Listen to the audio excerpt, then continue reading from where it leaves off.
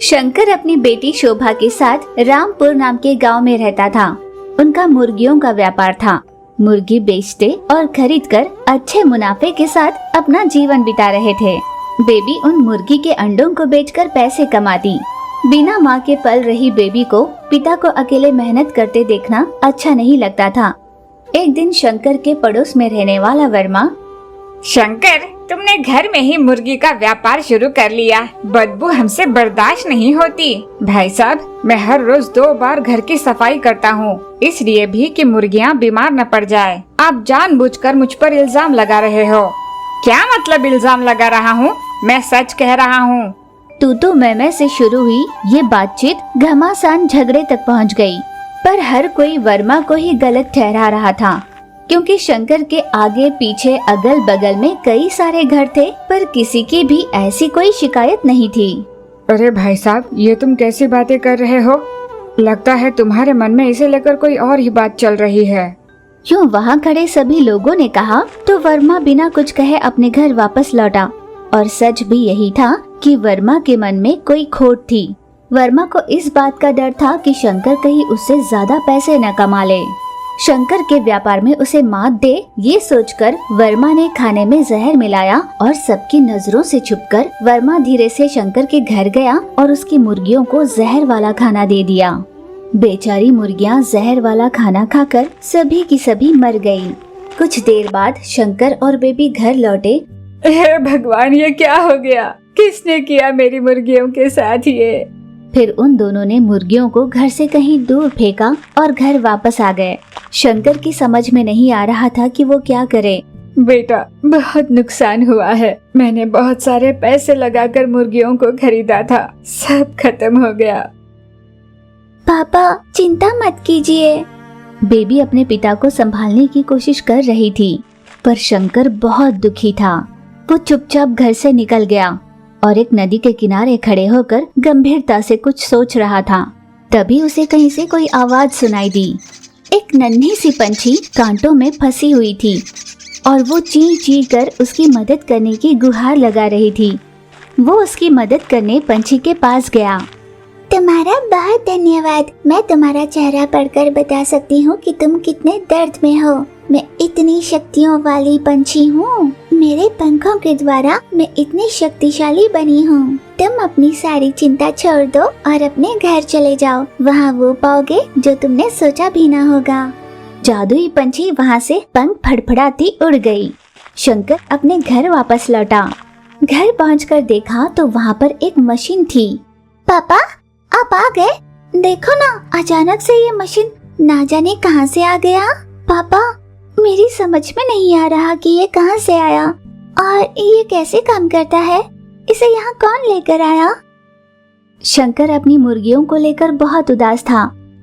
यही सोचते हुए उसने मशीन पर हाथ रखा तो देखा उस मशीन से एक मुर्गी आ गई। बेबी को भी ये देखकर आश्चर्य हो रहा था।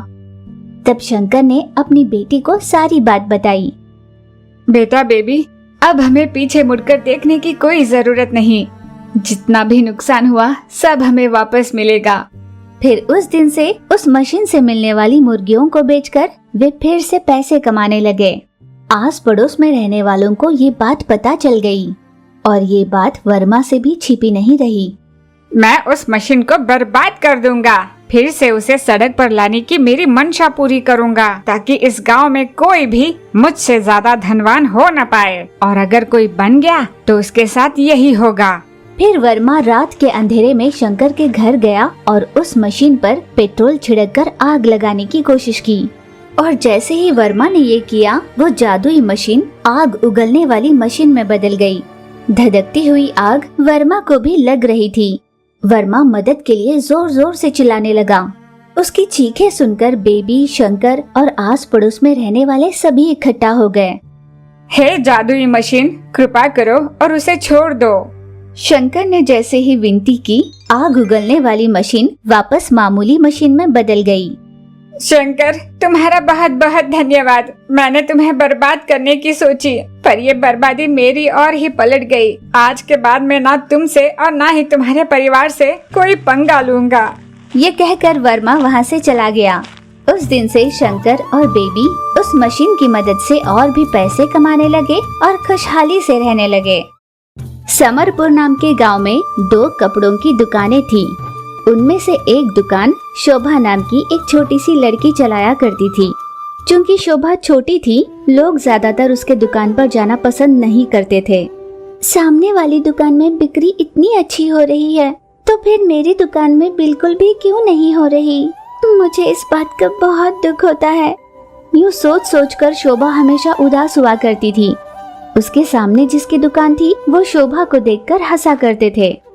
तभी दूसरा दुकान वाला शोभा के पास आकर बोला, बेटा, ऐसे ही चलता रहा ना तो समझो तुमने दुकान में तरक्की कर ली। अपनी माँ से कहकर चुपचाप अपने घर पर ही बैठी रहो, या फिर अपनी दुकान को मुझे बेच ही दो। तुम्हारा तो वैसे भी इससे फायदा हो नहीं रहा, थोड़ा बहुत मेरा ही हो जाएगा। शोभा को उसकी बातों का बहुत बुरा लगा।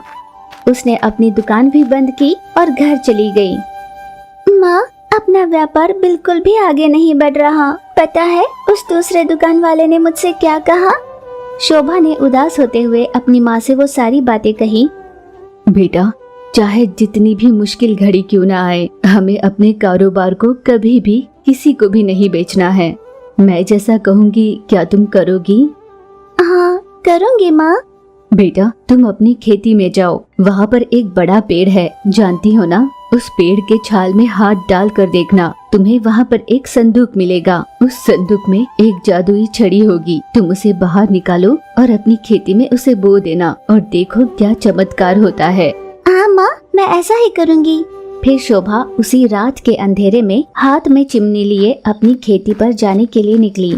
शोभा सीधे खेत में रही उस पेड़ के पास पहुंची और उसकी छाल में हाथ डालकर उसने संदूक बाहर निकाला। उस संदूक में रही छड़ी को उसने तुरंत अपनी खेती में बो भी दिया। अचानक उनके जमीन में बहुत सारे बड़े बड़े पेड़ उग आए। उन पेड़ों पर तरह तरह के सुंदर गाउन लगे हुए थे।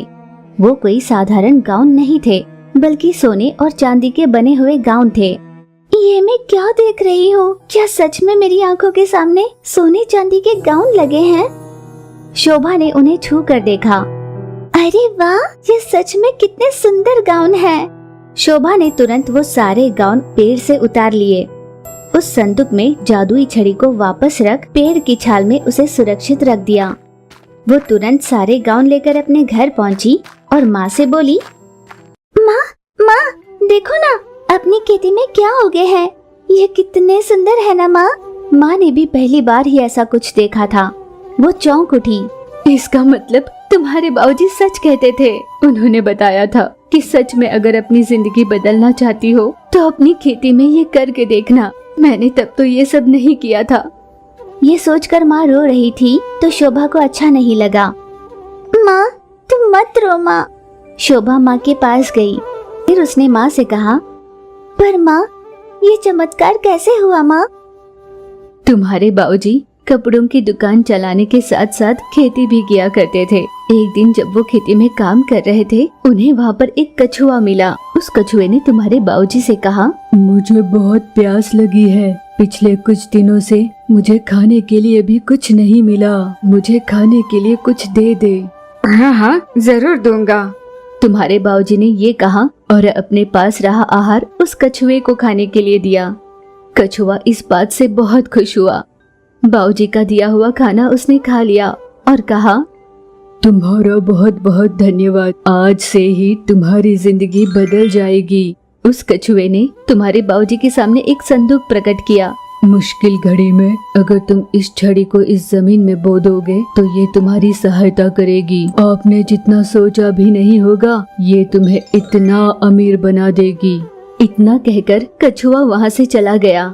उस रात तुम्हारे बाबूजी उस संदूक को लेकर मेरे पास आए और मुझे सब कुछ बताया, पर मैंने उनकी बातों पर ज्यादा ध्यान नहीं दिया। तुम्हारे बाबूजी ने उसे भगवान से मिला आशीर्वाद माना और खेती में जो बड़ा सा वृक्ष है उसी की छाल में उसे सुरक्षित छुपा कर रखा। कुछ दिनों बाद जब हम शहर से कपड़े लेकर कार में गांव वापस लौट रहे थे, हमारी कार दुर्घटनाग्रस्त हो गई। तुम्हारे बाबूजी चल बसे और मैं यहाँ शैयाग्रस्त हो गई। तो बेटा, कल सुबह तुम एक काम करना, जैसे ही अपनी दुकान खोलोगी ना तो बाहर की तरफ इन सोने और चांदी के गाउन को लटका देना। ऐसे कई ग्राहक होंगे जिन्हें ये पसंद आएंगे। ग्राहक इन्हें जरूर खरीदेंगे। और दाम भी ज्यादा मत बताना, उनसे कहना कि असली सोने और चांदी के कपड़े हैं।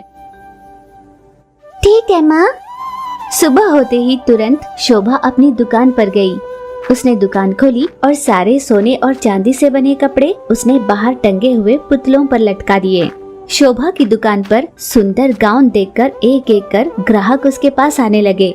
इस तरह एक के बाद एक करते हुए शोभा की दुकान पर ग्राहकों की भीड़ लग गई। दुकानदार ने ये सब देखा। ये मैं क्या देख रहा हूँ? सामने वाली दुकान पर इतनी भीड़ क्यों है? जिस दुकान पर ग्राहक ना आने की वजह से मक्खियाँ मारने के अलावा और कोई काम नहीं हुआ करता था, वहाँ पर आज लोगों की इतनी भीड़ क्यों है? वहाँ पर टंगी गाउन को देख वो आश्चर्यचकित हो गया। अरे ये कैसे मुमकिन है? उस दिन शोभा का व्यापार बहुत ही अच्छे से हुआ। उसने बहुत सारे पैसे इकट्ठे किए। उन सभी पैसों को लेकर शोभा खुशी खुशी अपने घर लौटी। अरे रे, कितना खराब दिन था आज का। एक भी ग्राहक भटका नहीं यहाँ। ये सिलसिला एक हफ्ते तक यूं ही चलता रहा। आखिर ये हो क्या रहा है? ये इतने सारे सुंदर कपड़े कहाँ से लेकर आ रही है? ये सोचकर उस दुकानदार ने शहर शहर गांव गांव घूमकर तस्वीरों को बताकर उसने वैसे गाउन पूछे। यहाँ दूसरी ओर जैसे ही दुकान पर सारे गाउन खत्म हो जाते, शोभा दुकान से सीधे खेती पर जाती। सभी गाउन को अगली सुबह दुकान पर ले आती। और यहाँ दूसरे दुकान वाला शहर शहर घूमकर थक चुका था, पर उसे कहीं किसी भी दुकान में वैसे गाउन मिले ही नहीं। वो ये जानना ही चाहता था कि आखिर शोभा ये गाउन कहाँ से लाती है। आज तो मैं ये जान कर ही रहूँगा कि शोभा ये गाउन कहाँ से लाती है। ऐसा तय कर उसने शोभा का पीछा करना शुरू किया। ये बात उस आदमी ने शोभा के साथ साथ किसी को पता नहीं चलने दी कि वो उसका पीछा कर रहा है। उसे पता चल ही गया उस जादुई छड़ी को बोती है जिससे अगली सुबह वहाँ पर गाउन उगाते हैं। हाँ तो ये बात है, यहाँ से लेकर आती है शोभा सारे गाउन। अगली सुबह जैसे ही शोभा ने सारे गाउन उठाए और अपनी दुकान पर चली गई, पीछे से उस दूसरे दुकान वाले ने छड़ी को निकालकर उस जमीन में बोया। उस छड़ी ने उसे चांदी के गाउन दिए। अरे ये क्या? जब उस लड़की ने इस छड़ी को बोया तो उसे सोने के गाउन मिले। खैर जो भी है, ये चांदी के गाउन तो उससे भी ज्यादा सुंदर हैं। ये सोचकर जैसे ही उसने गाउन को छूने की कोशिश की, उसके चारों ओर आग लग गई। कोई मुझे बचाओ, कोई मुझे बचाओ, बचाओ। यूं वो मदद की गुहार लगा रहा था कि तुरंत वो आग खुद ब खुद बुझ गई। लालची दुकानदार वहाँ से जान बचाकर भागा। अगले दिन शोभा फिर से अपनी खेती पर गई, पर उसने वहाँ चांदी के गाउन देखे। शोभा ने उन चांदी के गाउन को भी लिया और साथ ही में उनके दिए सोने के गाउन लेकर वो अपनी दुकान पर चली गई। उस दिन से शोभा को उस लकड़ी के जरिए सोना और चांदी दोनों के गाउन बराबर मिलने लगे। शोभा उन गाउन को बेचकर बहुत सारे पैसे कमा रही थी। उसने उन पैसों से अपनी माँ का एक बड़े से अस्पताल में इलाज करवाया और माँ पहले जैसी स्वस्थ हो गई। शोभा की जिंदगी में सब कुछ अच्छे से होने लगा। चूँकि सामने वाली दुकान बिल्कुल चल नहीं रही थी, उस दुकानदार ने अपनी दुकान शोभा को बेच दी और उसने वो गांव छोड़ दिया। किसी और गांव में उसने अपनी दुकान लगाई। उधर उस गांव में वो अपनी दुकान चलाकर खुश था और यहाँ शोभा और उसकी माँ अपनी दुकान चलाकर सुखी थे।